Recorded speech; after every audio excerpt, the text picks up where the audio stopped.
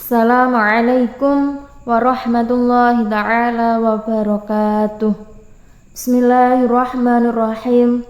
Alhamdulillahirabbil alamin.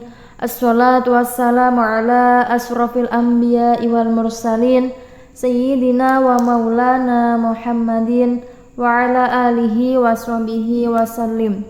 Qala rabbi shrah li sadri wa yassir li amri wahlul 'uqdatam min lisani yafqahu qawli. Allahumma shalli ala sayyidina Muhammadin al-Fatih lima ughliq wal khatim lima sabaq nasiril haqqi bil haqqi wal hadi ila siratikal mustaqim wa ala alihi haqqa qadrihi wa miqdarihil azim, amma ba'du. Qala muallif as-Sayyid Salim ibnu Samir al-Hadrami rahimahumullahu ta'ala wa nafa'ana bihi wa bi'ulumihi fit dharaini, amin. Sahabat-sahabatku, pertemuan kali ini kita akan melanjutkan belajar mengaji kitab Safinatun Najah, bab tentang menguburkan jenazah. Bismillahirrahmanirrahim. Faslun. Aqalud dafni hafratun taktumu raihatahu wa tahrusuhu minas sibai wa akmaluhu qamatun wa bastatun wa yudau khatuhu ala turabi wa yajibu tawjihuhu ilal qiblati. Bismillahirrahmanirrahim. Aqalud dafni, adapun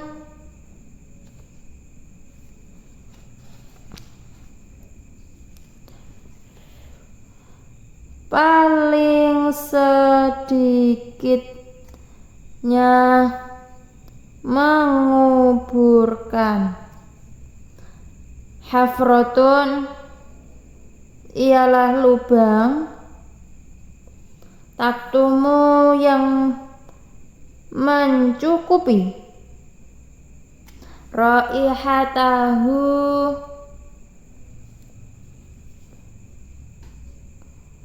dari baunya, watarusuhu dan menjaganya, minasibai dari hewan buas, wa akmaluhu dan adapun paling sempurnanya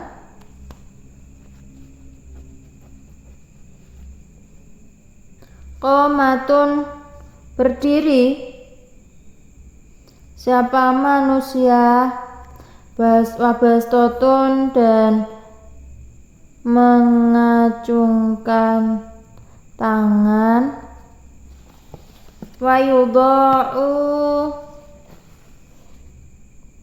dan meletakkan, khatuhu pipinya, ala turabi atas tanah, wa yajibu dan wajib,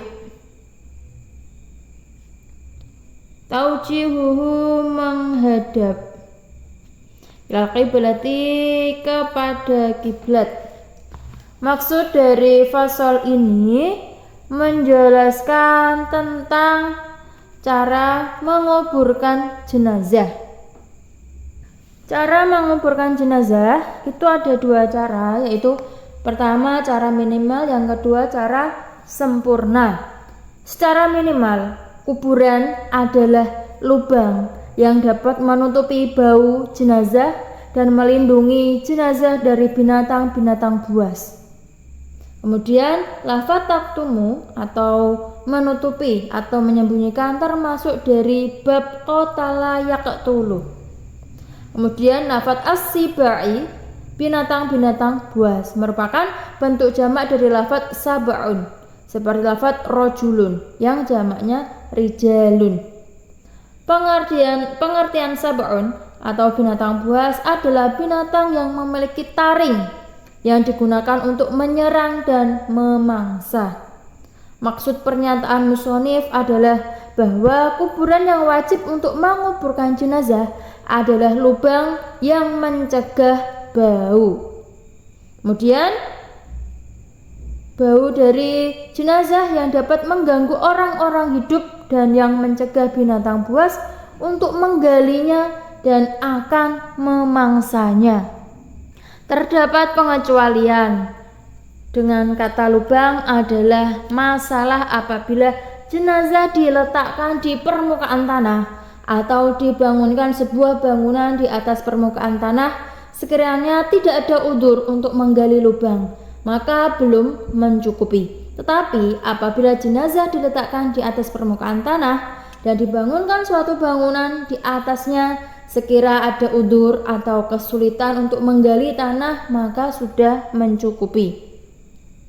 Apabila seseorang meninggal di dalam kapal yang tengah berlayar di atas laut dan kapal tersebut mulai dekat dengan tepi laut, maka orang-orang perlu menunggu terlebih dahulu sampai kapal yang mereka naiki berlabuh di tepi laut agar mereka dapat menguburnya di daratan. Tetapi jika kapal masih jauh dari tepi laut, maka pendapat masyhur sebagaimana yang telah dinas oleh Imam Syafi'i adalah bahwa jenazah tersebut diikat di antara dua papan agar jenazah tidak melembung sebab air.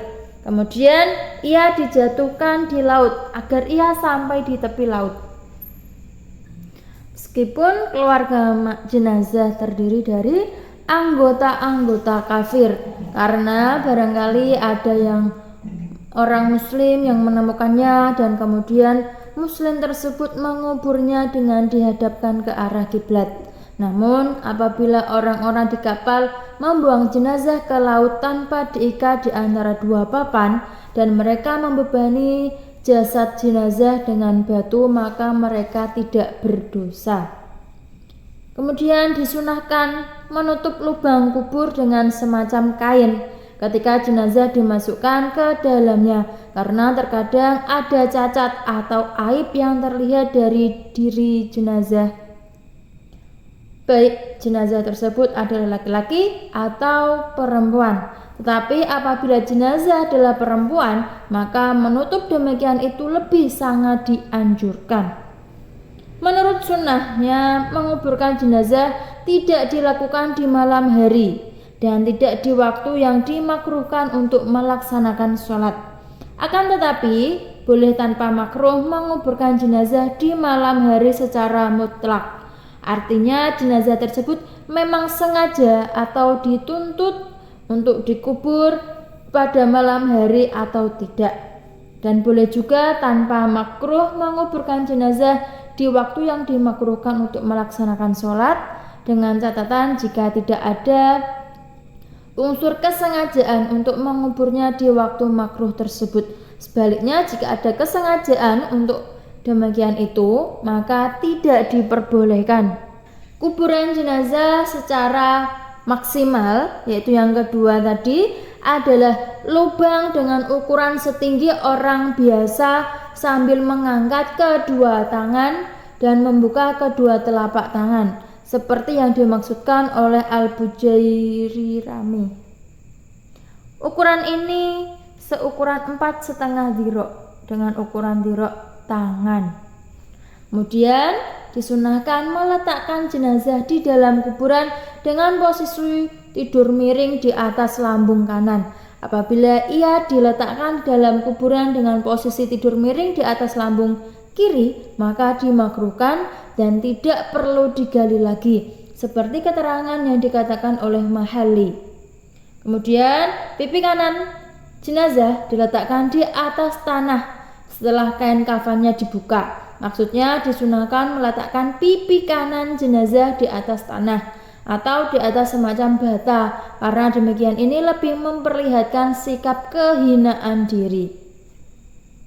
Apabila jenazah berwasiat agar diletakkan di dalam peti, sedangkan peti tersebut tidak dibutuhkan, maka wasiatnya tersebut tidak lestari, artinya tidak perlu dikabulkan. Kemudian disunahkan menyadarkan wajah jenazah dan kedua kaki ke sisi kuburan dan punggungnya diganjal dengan semacam bata atau tanah keras atau batu agar jenazah tersebut tidak jatuh telungkup atau jatuh berbaring meskipun di lubang lahat atau lubang samping terdapat najis. Dan diwajibkan menghadapkan jenazah ke arah kiblat karena memposisikannya seperti posisi musolli. Karena diposisikan seperti ini, maka tidak wajib menghadapkan jenazah kafir ke arah kiblat, sehingga boleh menghadapkannya ke arah kiblat atau membelakanginya dari arah kiblat.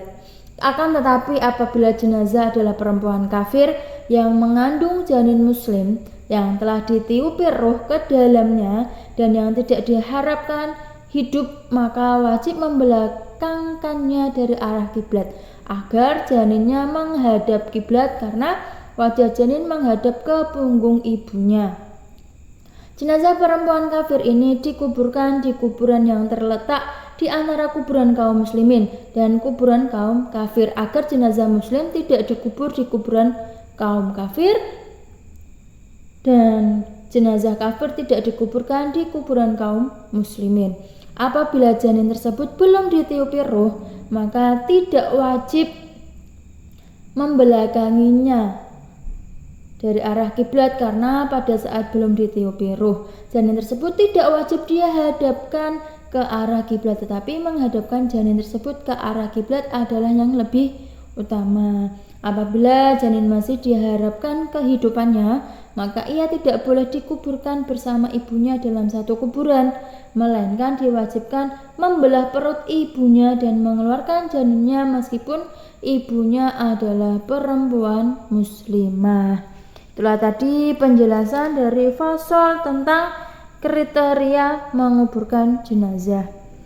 Semoga bermanfaat. Al-Faqir ilallah mengucapkan mohon maaf sebanyak-banyaknya apabila banyak kesalahan, karena kesalahan adalah murni dari saya sendiri dan kesempurnaan hanyalah milik Allah semata. Ihdinas siratal mustaqim. Wassalamualaikum warahmatullahi taala wabarakatuh.